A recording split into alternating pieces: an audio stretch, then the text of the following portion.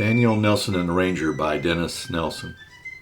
There was an advertisement for seamen for the Continental Navy ship the Ranger, built and ready to sail in Portsmouth, New Hampshire, built to keep its crew out of danger. The ad said you could distinguish yourself in the glorious cause of the country and make your fortunes as well from your share of the bounty. You see, the ship the Ranger was considered like a privateer, and the crew would share in any prizes it captured, its crew made up of New Hampshire volunteers.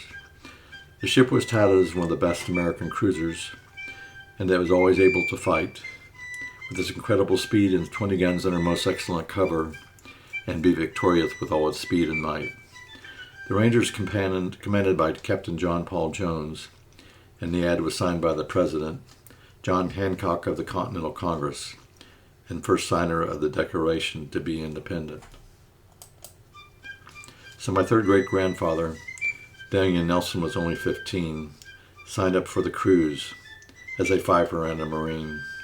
And on November 1st, 1777, the Ranger set sail for France, after Daniel received a future prize money advance.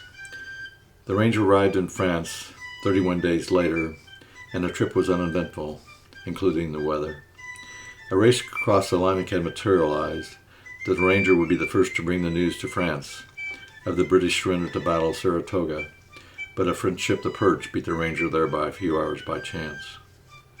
The ship received its orders in January 1778 to proceed with destroying the enemies of the United States, by sea or otherwise, but make it great.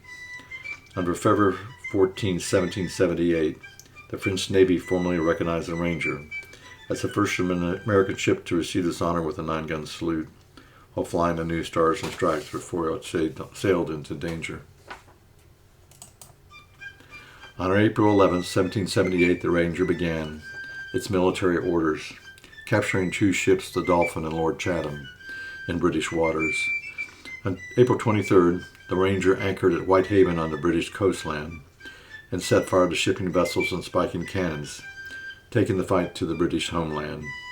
Then the crew of the Ranger tried to capture noble Lord Selkirk at St. Mary's Isle and held him for ransom to free American soldiers held in prison for a while. But Selkirk was not home, so all they took from his estate was not much of value, his wife's silver plate.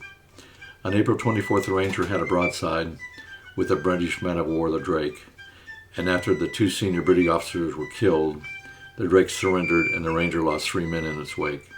But the raids upon the British coast and the capture of the Drake alarmed the citizens of Britain about the havoc the Ranger could make. So the British sent out several warships to seek and destroy the Ranger, but with its speed the Ranger escaped by the Irish Sea and returned to France out of danger. The Ranger arrived on May 8th at Brest, France, with the ship the Drake in tow, along with 200 prisoners, was what the Ranger had to show. The Ranger left for Portsmouth on October 15, 1778, with Daniel Nelson and its crew, but without Captain John Paul Jones, who stayed in France for another adventure to pursue.